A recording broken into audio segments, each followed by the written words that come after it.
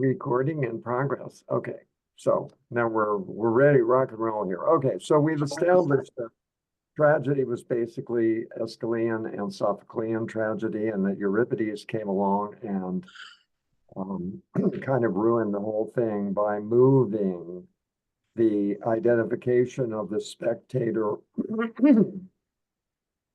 with the chorus in the orchestra to the chorus onto the stage. And that made a huge, huge difference. So the audience is now a participant instead of an observer of the events on stage.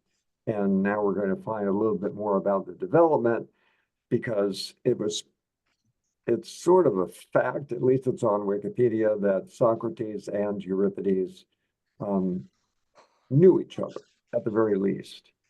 So you'll get an idea, Nasser, of how I'm doing this, because I'm going to put up a slide and then read it, and then we're going to talk a little bit about what's in the slide. So that's kind of how I'm doing this at the moment, for this book at the very least. So let's get going here.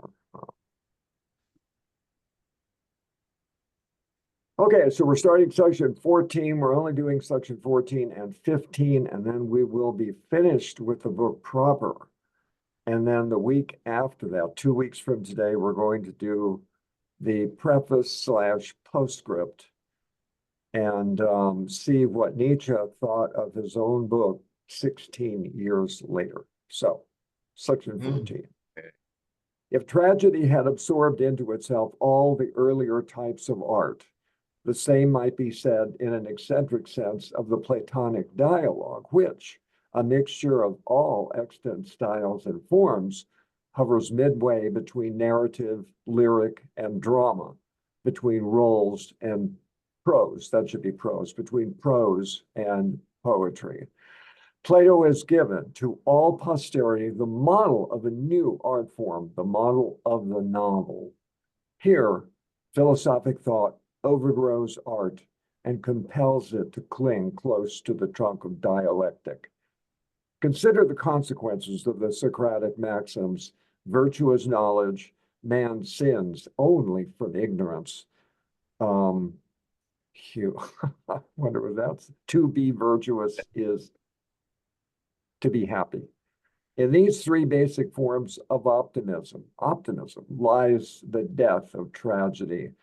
For now, the virtuous hero must be a dialectician. Now there must be a necessary visible connection between virtue and knowledge, faith and morality. Now, the transcendental justice of Aeschylus is degraded to the superficial and insolent principle of poetic justice, with its customary deus ex machina. And that was how Euripides ended a lot of his plays, was bringing a god on stage to get him out of the dilemma that he had gotten himself into. And we had an example of that, I think, in Alcestis. I'm not really sure, but a lot of the other ones, he practically invented the deus ex machina as a way of, instead of actually working his way out of it, he just brought the god in and the god fixed everything. So, the premise here is that Plato, even in his efforts to condemn poetry as a student of Socrates, resorted to poetry himself to get his points across. So does anybody have any comment on the passage I read? No. Nobody has. Oh, Jason. Yeah, let me comment or question on that. Here, you just present actually the text that indeed Plato has given to all posterity that model of new art, a new art form, the model of the novel. So before this time, there's no novel. The novel concept is coming after. So people have no concept of novel according to Nietzsche, right? So yeah.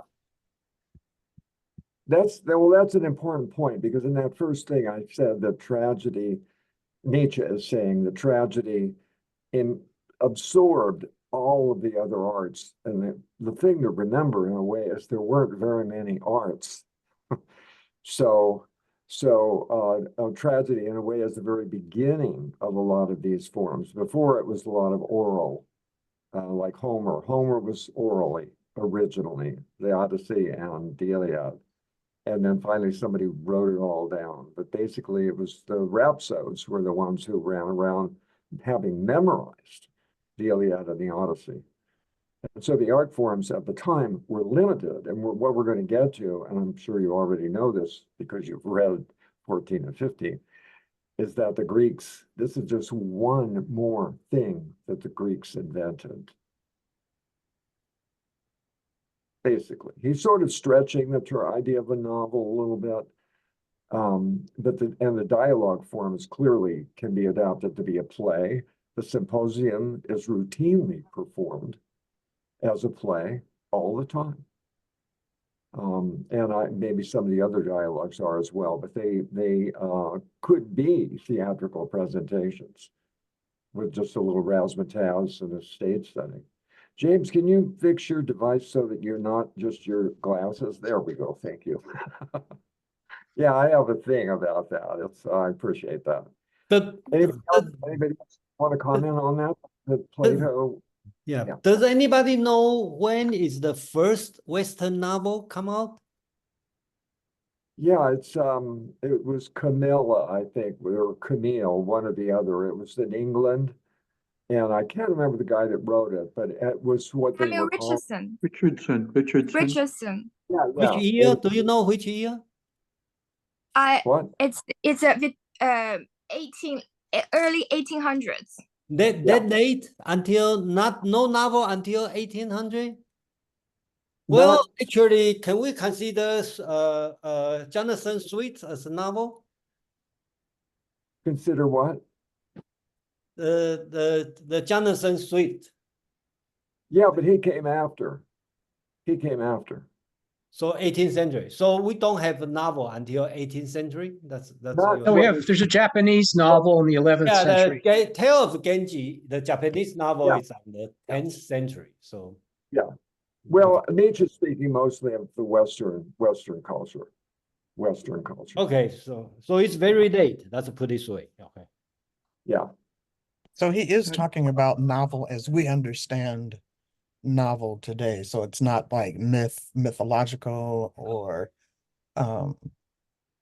tragedian. It's novel as we understand novels in Yeah. today. Okay. Well, you might know, Jason, was the Tale of Genji written down, or was that an oral story as well? It's written down In the 10th beginning? Yeah. Okay. in the 10th century. Yeah. Okay. Because the 8th century AD. No, Or no, BC. about 10th. Okay, about 10th century. Okay, so Okay. yeah, 1,000 Oh. years. Yeah. Okay. All right. So there's some examples on Wikipedia of 13th and 14th century in Europe, in in Spain and England. The death of Arthur, for example, is 14th century, I think. Well, okay. Then Nietzsche's wrong. Okay. We'll just let it go with that. All right. All right. The idea is just that Plato invented something new, the whole concept of this dialogue with not action really adventure, but the dialogue of philosophic thought. All right, so we're going to go to the next one here. Yeah. Don Quixote is 1405. Oh, okay. All right. Optimistic, because you have to consider that tragedy is pessimistic. Optimistic dialectic drives music out of tragedy with the scourge of its syllogisms.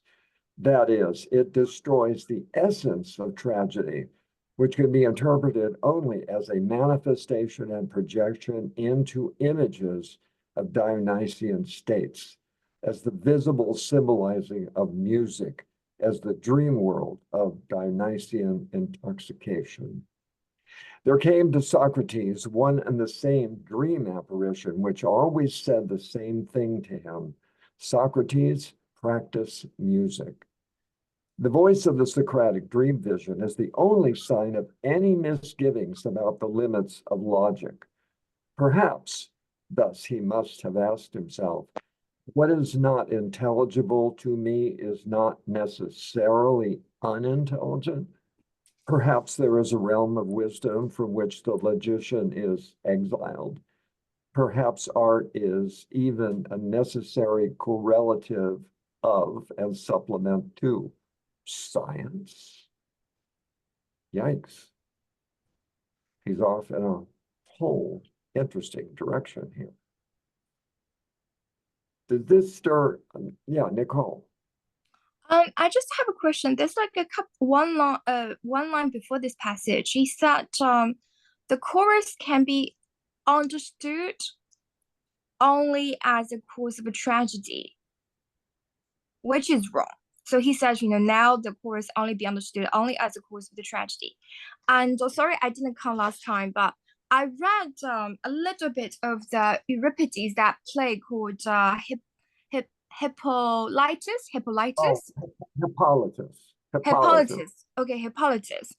So from my understanding, the purpose of the chorus in this play is kind of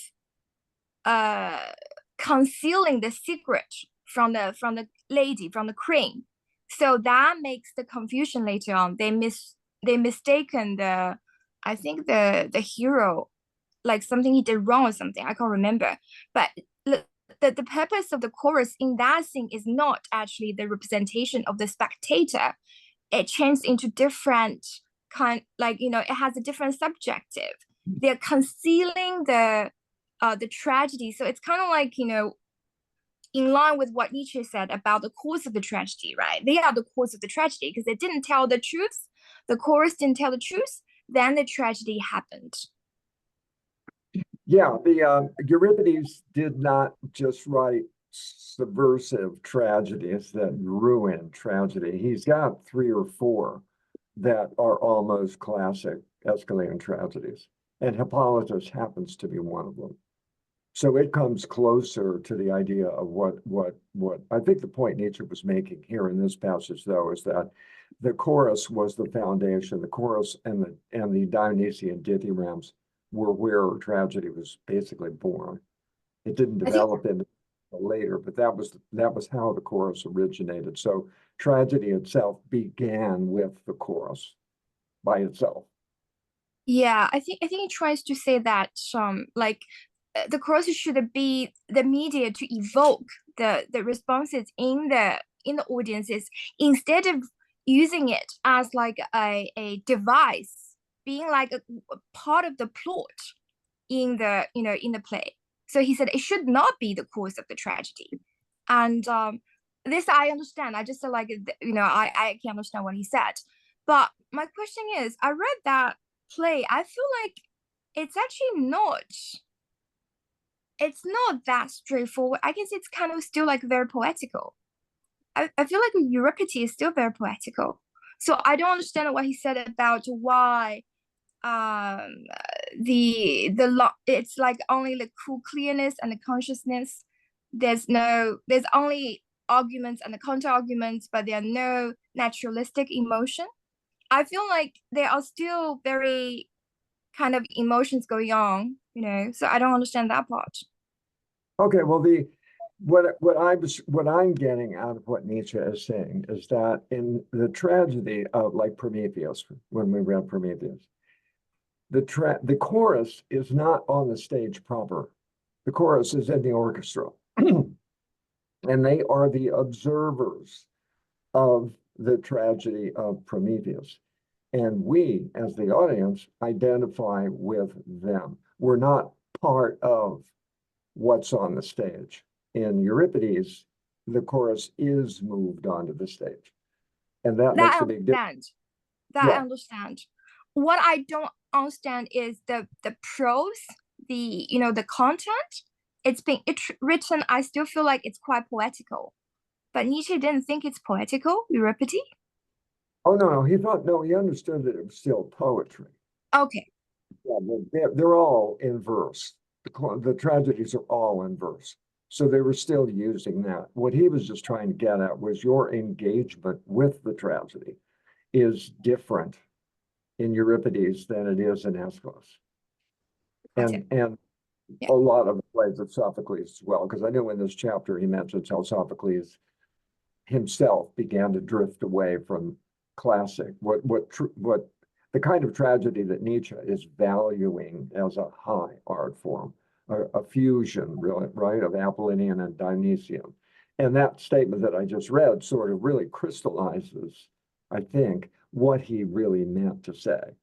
It just took him 14 chapters to get to say, 13 chapters to say it with a little more clarity right here. Okay, yeah? Okay, Nick. Yeah, remind me again how music was associated with a chorus. I didn't quite pick that up in our readings, but it was the, and then with the loss of the chorus, and music was according to the passage that you just read. Well, we lost music Yeah, in tragedy. because of the dialectic became more important than experiencing the musical portion of the drama. Now there was something you had to think about instead of feel.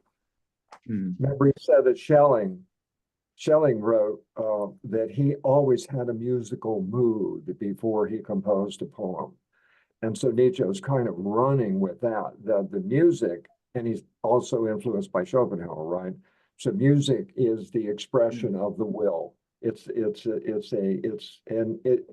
one of those media that you cannot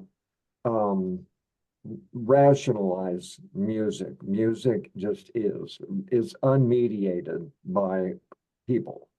And so the expression of the Dionysian, because they use different instruments in the chorus, like the flute and the whatever the other thing was that sounded more like an oboe. And if you think of the sounds of those things can generate that kind of feeling, that discomfort, the feeling that the little guitar thing that Apollo played just wouldn't. And so that's why he was running with that idea that it was a musical mood that generated the poetry. Poetry came. And that went away with Euripides. There was no more music in the plays.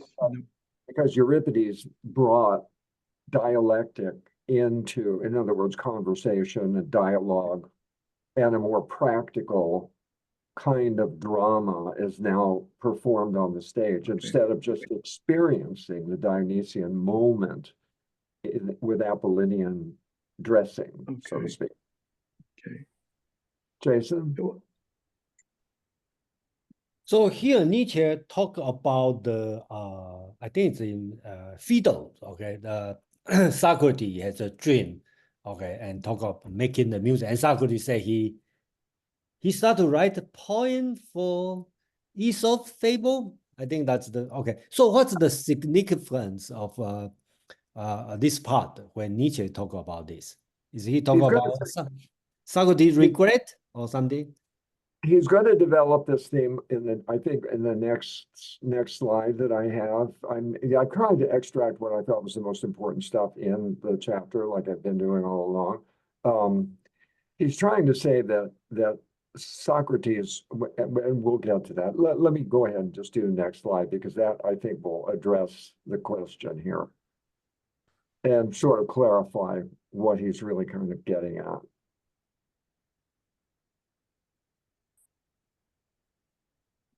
Nope, that's in the next chapter. All right. Well, we'll go ahead and move on anyway, because we will get to that question. Nearly every age and stage of culture has, at some time or other, sought with profound irritation to free itself from the Greeks.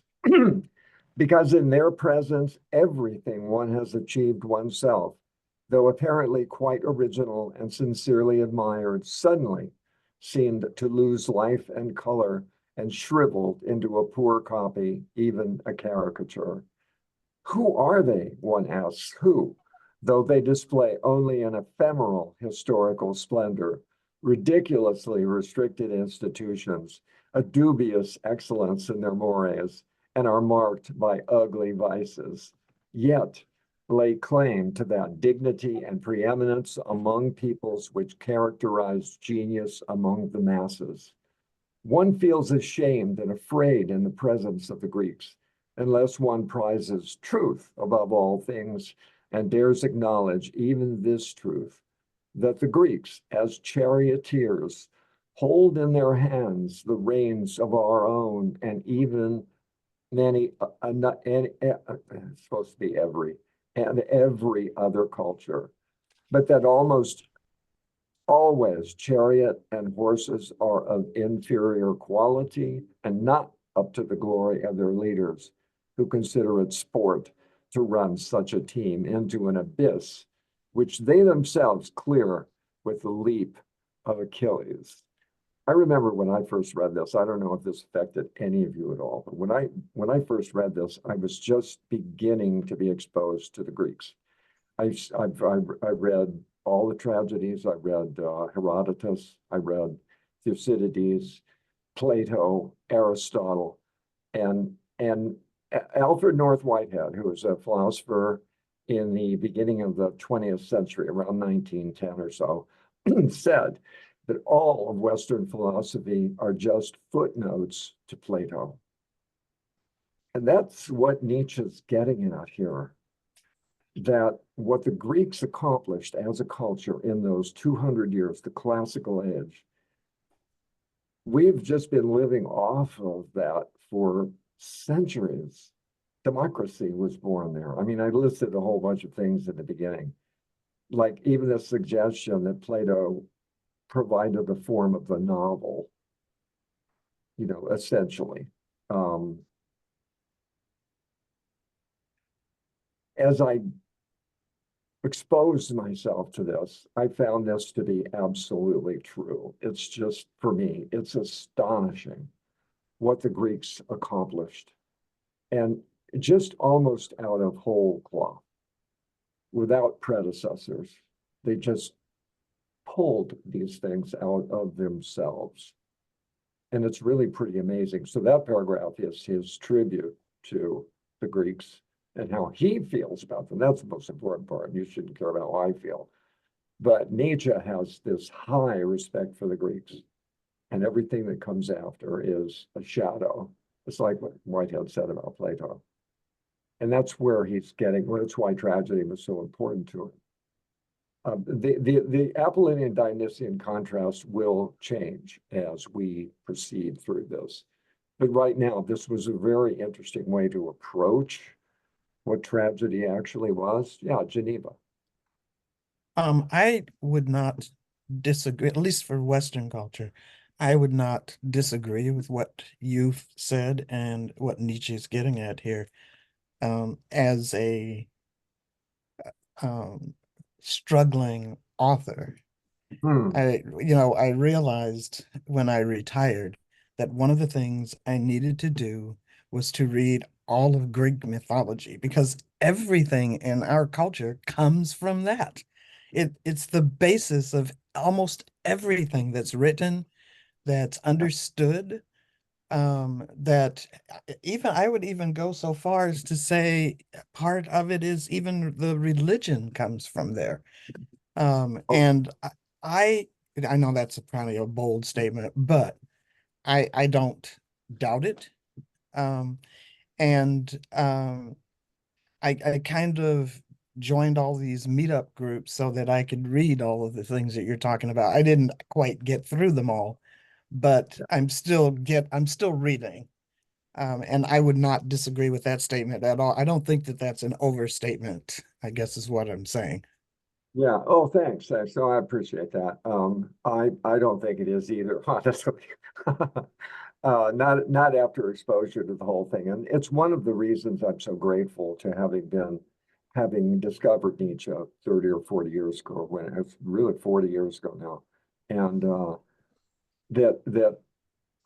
my horizons were so broadened by exposure to this first book, because I didn't know anything about the Greeks except, 2,000 years ago or whenever the heck it was. And then I was shocked as I moved through it to discover how incredible these people were. Thucydides' History of the Peloponnesian War is people still read that to learn how diplomacy works and what kind of strategies to use in warfare. It's alive. It's all still alive. Even if you ever see a tragedy performed, it's a stunning piece of art. Jason. Yeah, same. I have the same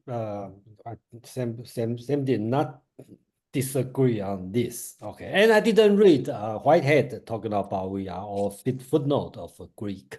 Okay. I'm not sure what's his tone. Whitehead is praising Greek or complaining we are not breakthrough.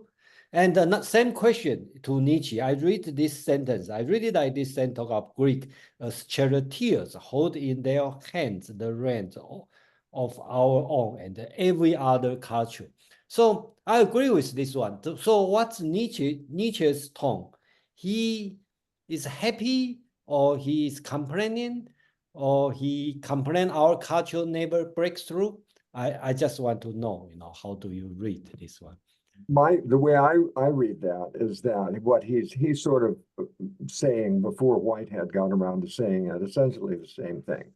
The Greeks provided the models and the forms of these art forms, and everything that came after doesn't quite measure up, because effectively it's being borrowed from them.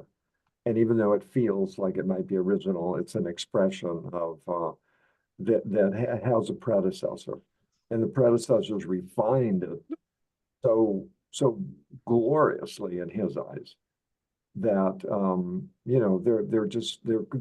they're shadows of the origins. He's not saying, I don't think he's saying that everything sucks.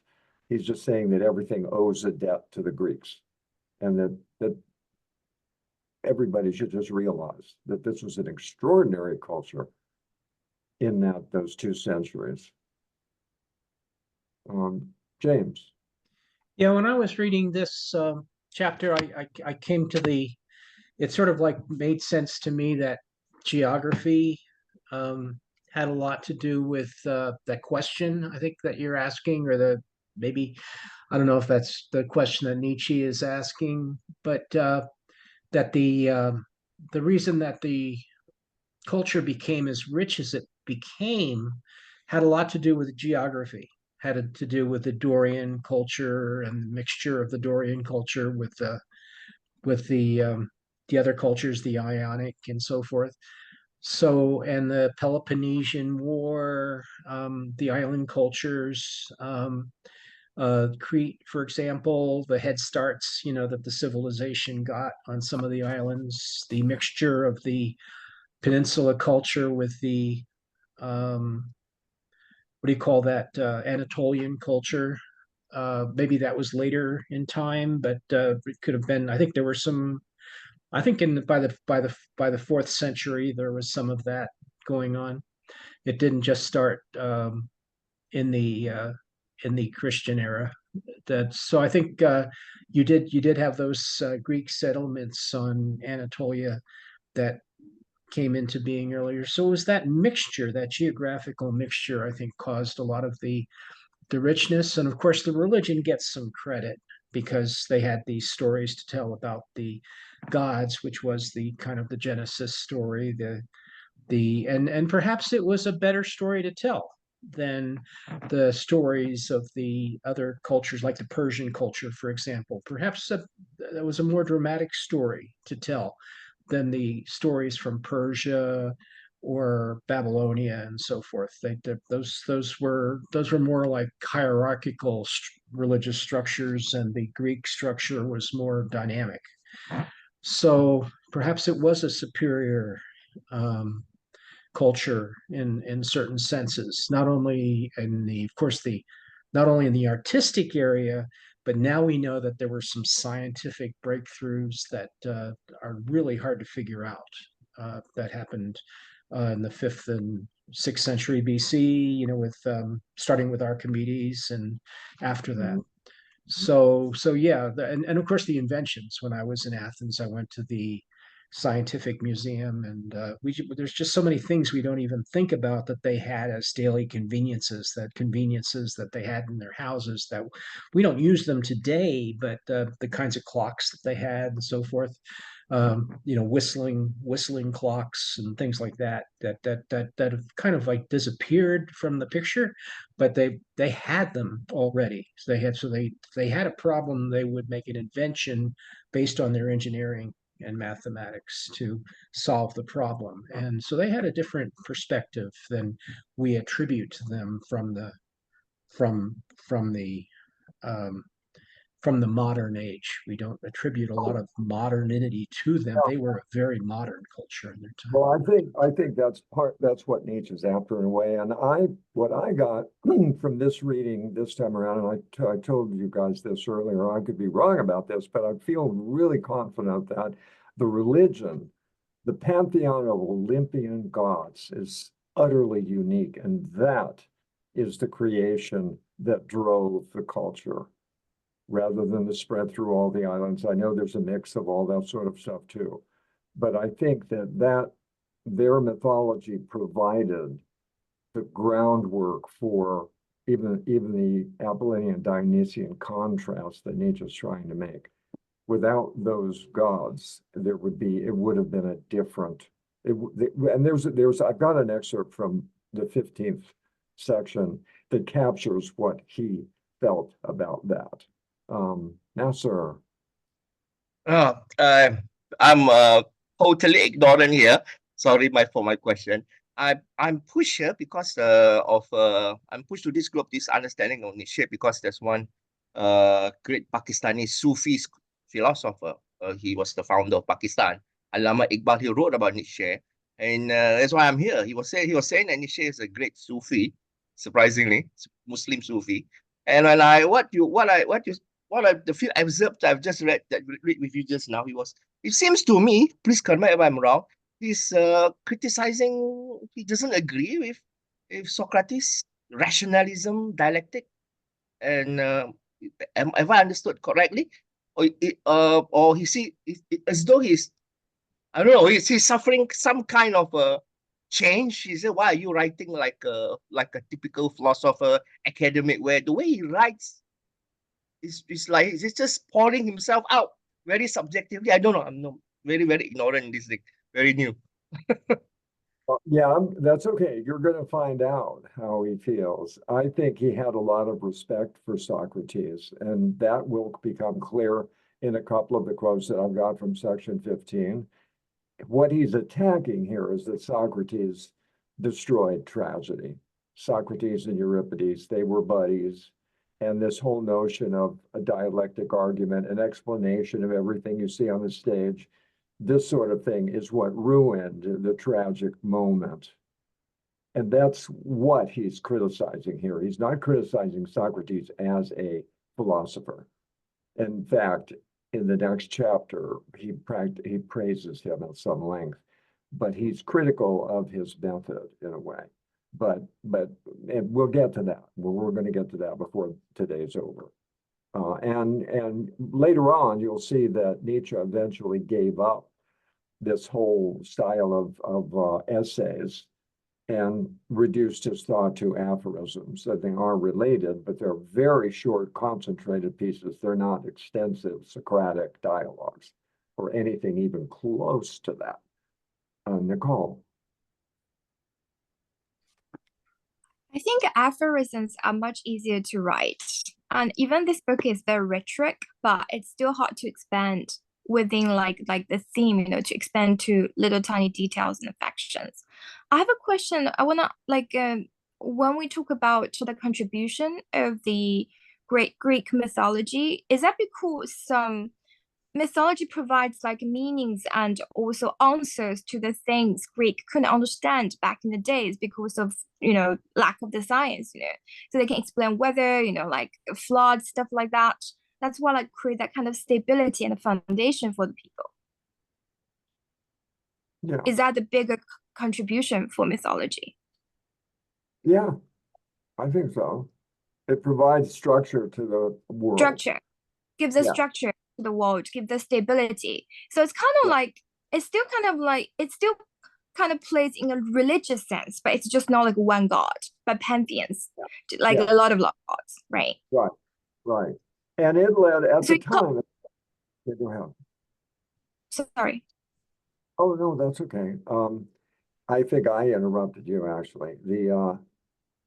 This was a time when science was being born. Thales decided that everything was made of water. And the belief in the gods, the deep belief, the personal awareness of the gods was beginning to be questioned because philosophy as a means of learning was also being born in Greece. This kind of philosophy, let's say dialectic, and well, the pre-Socratics weren't the same way, but yeah. Can I ask another question on Plato? Yeah. I haven't read too much of Plato, but I tried his I think it's called a Gorgias. Is that Gorgias or Georgius?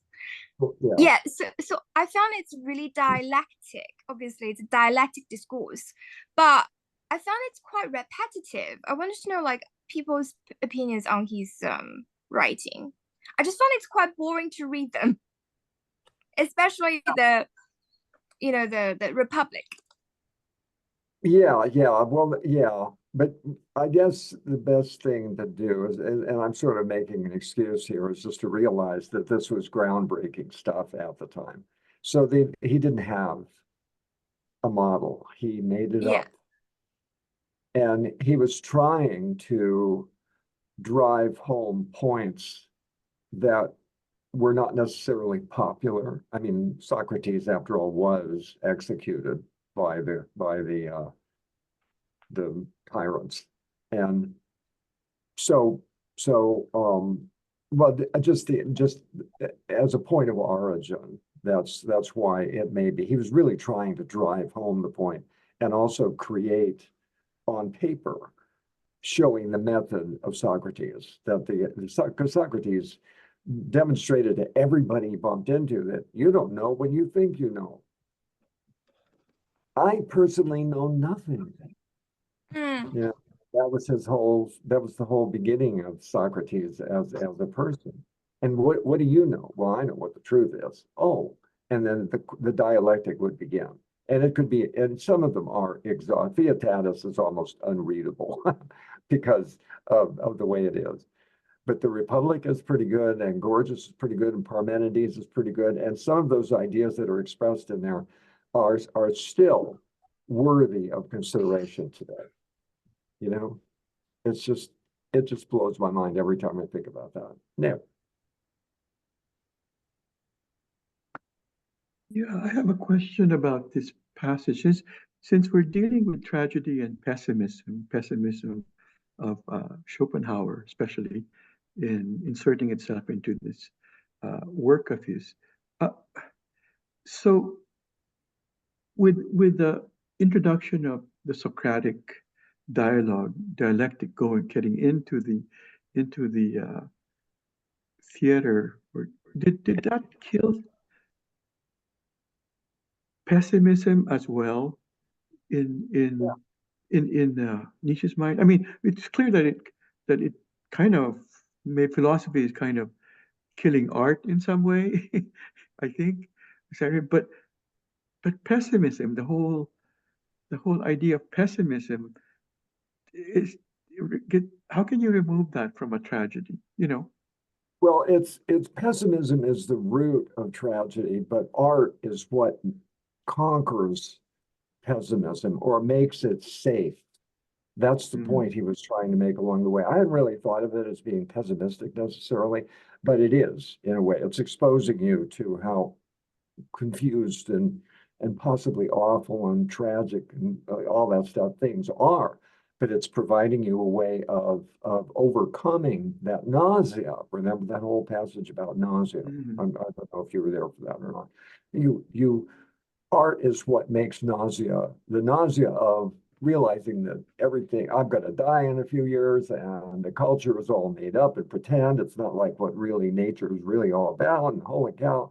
But art transforms that into an experience that you can feel cheerfulness. That was the Greek.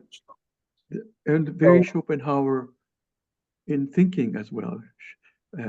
Schopenhauer in view, but this idea of,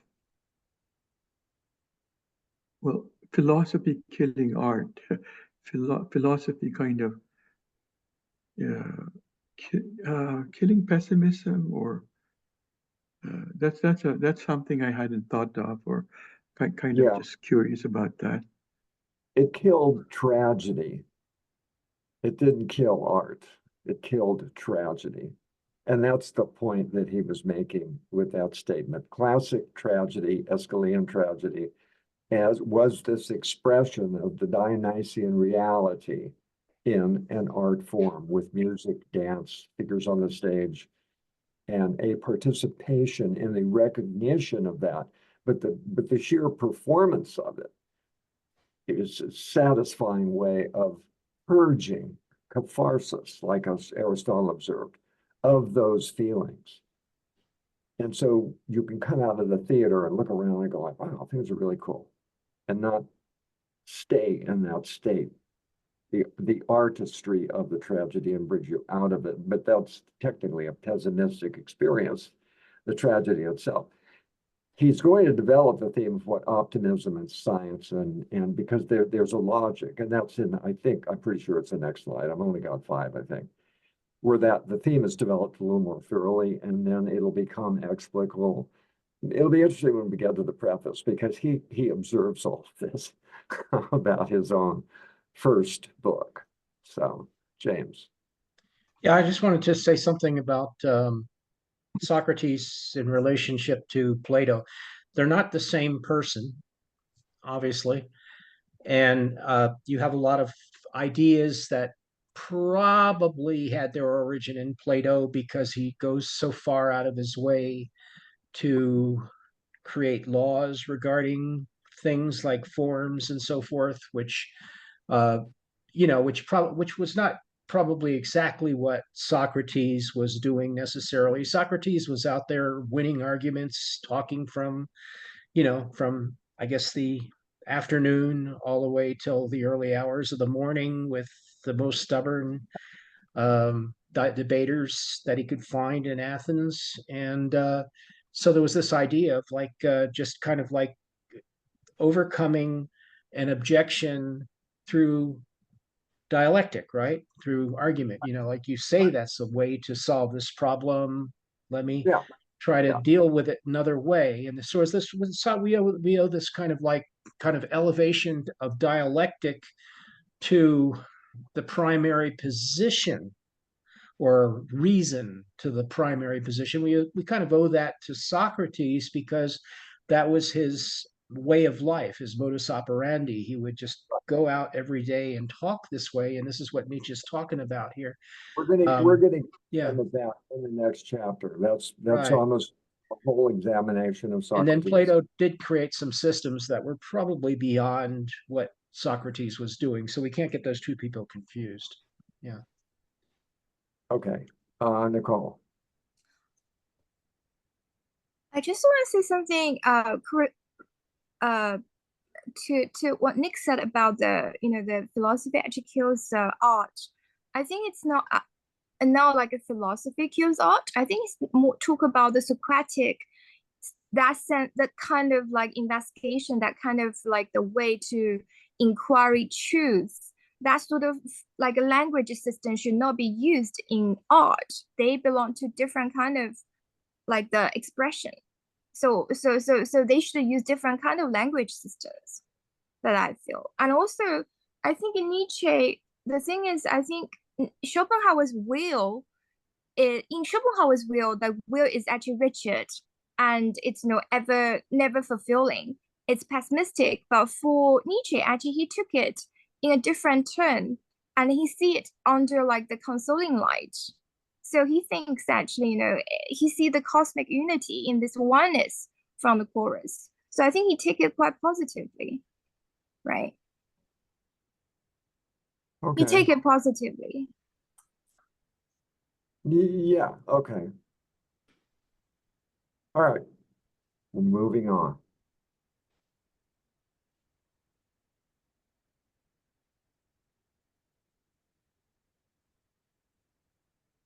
Oh yeah, okay. Oh, we're still on 15. Okay. So I'm sorry this is as long as it is, but there's a lot contained in this, and I think there's one more. Yeah, there's one more. It is enough to recognize in Socrates a type of existence unheard of before him, the type of theoretical man. Like the artist, the theoretical man finds an infinite delight in whatever exists. Whenever the truth is uncovered, the artist will always cling with rapt gaze to what still remains covering, even after such uncovering. But the theoretical man enjoys and finds satisfaction in the discarded covering and finds the highest object of his pleasure in the process of an ever happy uncovering that succeeds through his own efforts. Lessing, the most honest theoretical man, dared to announce that he cared more for the search after truth than for truth itself, and thus revealed the fundamental secret of science to the astonishment and indeed the anger of the scientific community. The unshakable faith that thought, using the thread of causality, can penetrate the deepest abysses of being, and that thought is capable not only of knowing being, but even of correcting it. This sublime metaphysical illusion accompanies science as an instinct and leads science again and again to its limits at which it must turn into art, which is really the aim of this mechanism, to make existence appear comprehensible and thus justified. And if reasons do not suffice, myth has to come to their aid in the end. Myth, which I have just called the necessary consequence, indeed the purpose of science. That is one heck of a statement. I find myself agreeing with him at certain points, and partly because of the theorizing about quantum mechanics. The theories can be considered a kind of mythology because nobody has seen an atom. Nobody really knows what the atoms look like. Nobody really understands what particle wave functions are. They just can measure them and do things and build things. So there are consequences of that knowledge. But as absolute knowledge, they don't know it. And I think the ultimate myth in modern times, for me at the very least, is string theory. String theory is all mathematics. It's all just purest speculation. Nobody's ever discovered a string. They don't even know if there is a string, but they're struggling to find something that will unify all of these theories because there's a belief that you can. Even Einstein spent most of his life of trying to arrive at a unified field theory. James, Yeah, just to reiterate what Nicole was saying, this kind of idea of pessimism, for Nietzsche, that would be a kind of pessimism, is what the theoretical man is, involved in, right? Because he's the theoretical man is captured by the ideas of, the rational pursuit of truth at the expense of life itself. So he's out of touch with the life force, out of touch with the will, with his own desires. the Dionysian represents for Nietzsche the life force. And Heidegger talks about that the idea of how to live your life is what really counts. Being close to the life itself, as opposed to doing what he calls present at hand. So it's really the theoretical uh, pursuits that are pessimistic. That's the pessimism. You're making a different point than Nietzsche makes. Nietzsche thinks that it's optimistic because there's this belief that we can justify the world, we can find all the answers. If we just keep looking, we're going to figure it all out. So there's an optimism about the future of science, and I don't think you can deny that. Right. Yeah, I think Nietzsche's point is that kind of optimism is a kind of nihilism, because it is a kind of losing touch with life itself. You're no longer involved in life. And I think that's what the idea of tragedy is. The tragedy is about a hero, so-called hero, but he's only wearing the mask of a hero. And in the end, his downfall represents the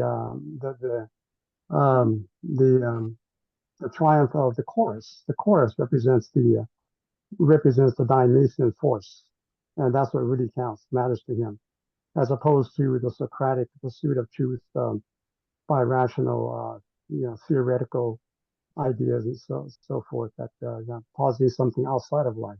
The kind of transcendent truth that is pursued by Socrates and Plato. Yeah. Well, you're taking a different point of view than Nietzsche is taking. Nietzsche is taking that science is optimistic, and it's that optimism that ruins the pessimism when you put it on the stage. The whole notion. Yeah, I agree with that. Yeah, that's I'm agree with what you're saying about Nietzsche, but I think for Nietzsche that kind of optimism is for him a kind of nihilism. It is not it would be a form of pessimism, because he's secreting that kind of scientific theoretical pursuit, I think. Yeah, we're not there yet. We're at the point where he sees it as optimism, and so that's the whole point of what I'm trying to do here as we move along, is to just discover how much his thought changes along the way. But this is the very beginning of his published thought, and at this point, he sees it as a kind of optimism versus the pessimism of tragedy. Nick. Yeah, I think you're right. I think, but then he does say that myth saves science, in a way that in the end, you can't really get to these. You're going to hit a boundary point in science, infinity, or whatever you've said, and myth needs to play a role coming in. So I think that was what James was, I think, maybe trying to just essentially point at. Okay, James Cook. Yeah, kind of. I'm not sure about what James said, whether I'm approving of it or disapproving of it. He does say here that Nietzsche says that with respect to practical pessimism, of like there are reasons to kill, that people kill each other, for example. So he says that Socrates is the original picture of the theoretical optimist. We could come to understand the nature of things, think that the power of the universal medicine is contained in knowledge and discovery, and that evil inherently consists of error, things like that. Socrates would string these ideas together, trying to point at a positive picture. So he was kind of, in that sense, he was an optimist. So that's all. I just wanted to sort of take that position with Nietzsche, that Socrates points towards an optimism against a random background of chaos or anything like that. Yeah. I think the last slide I've got here is part of what you were just referring to. So let's go ahead and finish that one up.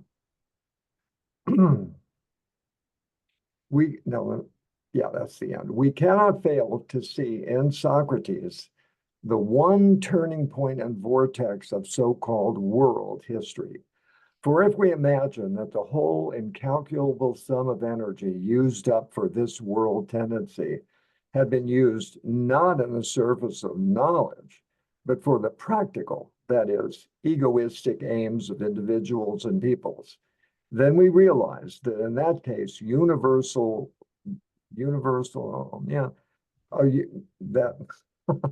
that in that case,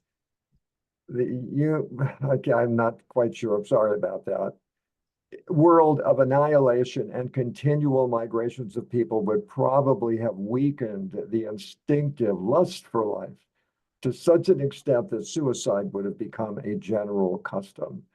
Science, spurred by its powerful illusion, speeds irresistibly towards its limits, where its optimism, concealed in the essence of logic, suffers shipwreck. When they see to their horror how logic coils up at these boundaries and finally bites its own tail, suddenly the new form of insight breaks through, magic insight, which merely to be endured needs art as a protection and remedy. So here he's pitching life and art at the same time, and really setting the stage for a lot of what he's going to be writing about as time goes by. James. Yeah, so there's where he's, making a point about science, that this scientific optimism leads to a failure, it leads to a collapse, and that's exactly what the ancient tragedy is making the point of. That the hero in those tragedies are like the scientific theoretical man who is, whose downfall represents this kind of, triumph of the Dionysian, the life force, and it's saved by art, saved by myth, and that's what tragedy is. Tragedy is an art, and the music you talked about before, that the music is expression of that kind of Dionysian energy and force of life. Yeah, that's the takeaway here. And I think at the end, this is where we're going to end, because the rest of it is mostly all about Wagner and how he's going to revive tragedy. And he'll talk about that in the preface, which we're going to do next time. So we'll kind of wrap up. Next week, we'll talk about the preface. I'm not going to have any slides, I don't think. I'm not sure quite how to do this. So we'll just do what we do when we get there, and then talk about where we are at with Nietzsche at the moment. Just kind of crystallize our thoughts about what we're observing here when he's 28 years old writing this book. Nicole. I just want to say something. I think James mentioned about art can save the world. I don't think art alone can save the world, like literature or poetry can't save the world. I think I agree with Plato said, like knowledge and the virtue is a way to happiness, because I think it really comes down to self-knowledge, right? Like you really need to have the self-knowledge to save yourself first, then we can save others. I think that art needs to be considered in a broader, much broader frame than I think you might be thinking of it. It's not just poetry, it's engagement with the emotions. It's at a completely different level than science or logic or any of those things. I think we need both. We need the blending of the both, the mystical desire and also the scientific attitude. Yeah, well, that's what he's saying, I think, in this paragraph. He's saying that, in a way, thank God Socrates came along when he did, because he provided this tool, even if it ends in a certain kind of mythology in the end, all of that energy would have been just spent like the neighboring countries were spending their time killing each other and going to war. And it would just have been, like Hobbes observed, the war of all against all. That's what I think he's saying here, that the human nature is such that without what Socrates brought into the world, in addition to tragedy, it wasn't all by himself, this drive for knowledge, provided a way for a lot of people to have meaning in their lives, right? And that's what art will provide. Like I told you, so we're in this world where he said again, the world and life are only are eternally justified as an aesthetic phenomenon. And what I turn that into is you are the artist of your life. That I don't think that's too much of an exaggeration to go there. So you justify your own existence by doing stuff and setting goals, and you choose and build and all that sort of stuff. I really believe that's where Nietzsche is at this particular stage. James Cook. Yeah, I think you're right to draw those allusions, to talk about how art brings in a lot of things that we don't necessarily think about, like wars, for example. The Greeks had these massive wars that were part of the culture. Socrates himself, I believe, was a veteran of the Peloponnesian War. So you have that. You have a very close proximity to massive battles that occurred not that far back in history, and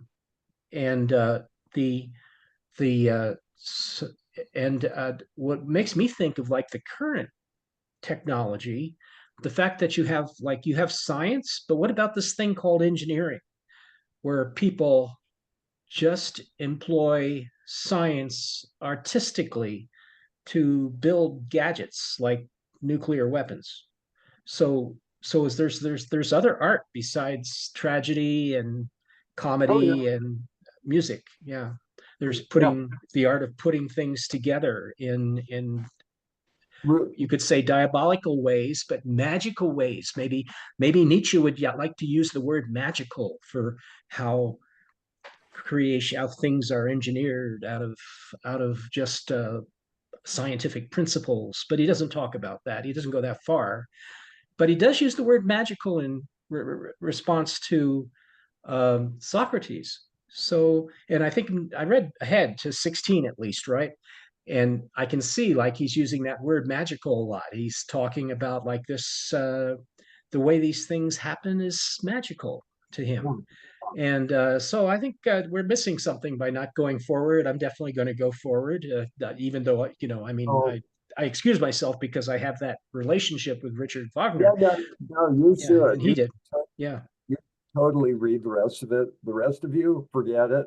Okay? Let James wallow in it because he'll enjoy it. It's awful. It's awful because for one of the things, it's this idea of like that art is the will, right? That music is the will. And it's the recording of the will being played back to us from somebody's head or something, right? And so it's a really strange concept from Schopenhauer. And if you don't accept Schopenhauer, you won't accept that writing. But basically I'm saying that's kind of the flaw. I think the implicit flaw that we're beginning to see things here in Nietzsche is that things are actually held together through magic. We'll talk about that next week. Okay. I think what he's referring to as magical here is like, it's a kind of magic that the words are coming out of my mouth in the order that they're coming out in, because I don't know what I'm going to be saying 3 minutes from now. I didn't know I was going to say what I just said. So there's something magical just about having a conversation with somebody, especially if you're drunk. Then it's real magic. Nick. See, girls are all applauding. I love that.